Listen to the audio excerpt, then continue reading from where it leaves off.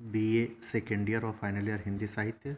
Second year के लिए है वर्दे वीणा वादिनी वर्दे की व्याख्या, और सेकेंड ईयर इसे छायावादी काव्य जो आधुनिक काव्य की एक प्रमुख विशेषता है इस संदर्भ में समझने का प्रयास करेंगे। वर्दे वीणा वादिनी वर्दे, प्रिय स्वतंत्र रव अमृत मंत्र नव भारत में भर दे।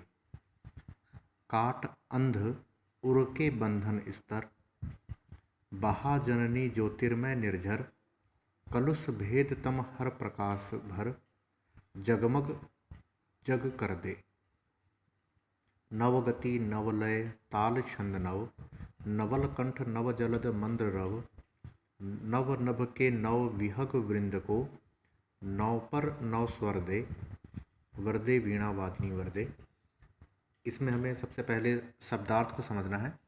वर का अर्थ वरदान है, उर का हृदय, हर का अर्थ हरण और रव का अर्थ होता है स्वर। अंध अज्ञान के लिए है, ज्योति ज्ञान के लिए। कलुष अर्थात पाप या बुरे कर्म। भेद का अर्थ भेदभाव है। जलद का अर्थ बादल। विहग पक्षी को कहते हैं, यहाँ प्रतीक के रूप में भारतवासी यूज हुआ है। भारतवासी के लिए विहग प्रतीक है। और वृंद समूह को कहते हैं। विहग वृंद यानी भारतीय जनता का समूह, और कविता में पक्षियों का समूह कहेंगे। संदर्भ में हम जैसा पहले भी कह चुके हैं, यह सूर्यकांत त्रिपाठी निराला जी की कविता है, और पोयम का नाम या कविता का नाम वर्दे वीणा वादिनी वर्दे है। व्याख्या में हम कहें, और प्रसंग भी इसका भारत की स्वतंत्रता का आह्वान निराला जी ने अपनी कविता में किया है। व्याख्या में कहेंगे, कवि यहाँ कह रहे हैं, हे वीणा वादिनी माँ सरस्वती, तुम हमें यह वरदान दो कि स्वतंत्रता का स्वर जो है, स्वतंत्रता का स्वर और जो यह नया अमृत के समान मंत्र है, वह पूरे भारत भर में प्रसारित हो जाए, और समस्त भारतवासी इस चीज़ को जान जाए कि माँ सरस्वती ने, वीणा वादिनी यानी सरस्वती जी माता जो है, वह हमें वरदान दे रही है और एक नया मंत्र दे रही है जो कि स्वतंत्रता का मंत्र है। गुलाम भारत में जब अंग्रेज़ों ने भारत को गुलाम बनाया था, तो भारत की सबसे पहली आवश्यकता थी कि वह आज़ाद हो जाए। आज़ादी के बाद हम समस्त कार्यों को संपन्न कर पाएंगे। छायावाद की भी एक प्रमुख विशेषता राष्ट्रीय जागरण और स्वतंत्रता प्राप्ति के लिए प्रयत्न था। अतः हमें राष्ट्रीय जागरण की जो कविताएं हैं उसमें भी यह ध्यान देना चाहिए कि यह छायावाद का समय है, और स्वतंत्रता प्राप्ति का जो लक्ष्य है उसे प्राप्त करने का सभी प्रयत्न कर रहे हैं। और यहाँ वह कह रहे हैं कि ये जो अमृत का मंत्र है, ये समस्त भारतवासियों में फैल जाए और प्रत्येक व्यक्ति भारत में स्वतंत्रता की भावना से कार्य करे।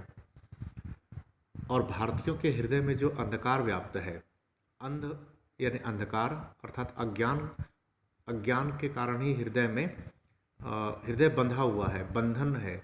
बंधन कभी भी आएगा तो वह अज्ञान के कारण आएगा, और मुक्ति जो होगी वह ज्ञान से होगी।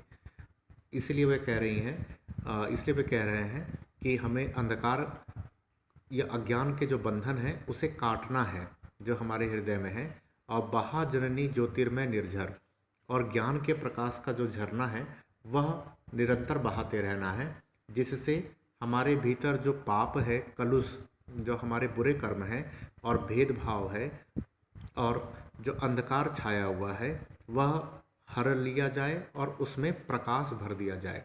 प्रकाश का अर्थ है ज्ञान की प्राप्ति। जिस तरह रात्रि के अंधेरा जो है वह सुबह सूर्य के प्रकाश से छट जाता है, उसी प्रकार जो अज्ञान का बंधन है वह ज्ञान के प्रकाश से दूर हो जाता है और समस्त विश्व जगमग हो जाता है। वही स्वतंत्रता की भावना जो है हमारे भीतर तभी आएगी जब हमें स्वतंत्रता रूपी प्रकाश मिल जाएगा। यहाँ पर जो अगली पंक्ति है, नवगति नवलय ताल छंद नव, यहाँ पर जो गति है, लय है, वह पक्षी के लिए, आकाश में उड़ने वाले पक्षी के लिए प्रतीत होता है, जबकि वह भारत में जो स्वतंत्रता प्राप्ति के लिए के पश्चात अगर हमारे भीतर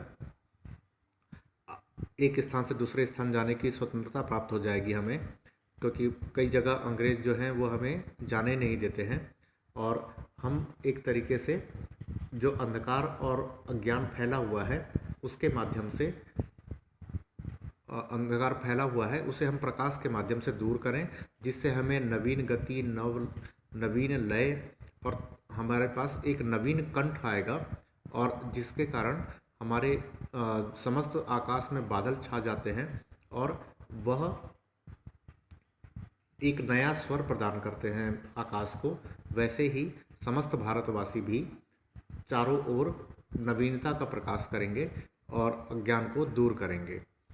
यह प्रार्थना जो है वो वीणा वादिनी अर्थात सरस्वती माता से की गई है, जो ज्ञान की देवी है, वही स्वर की देवी है और वही ताल और छंद की गति है देवी है।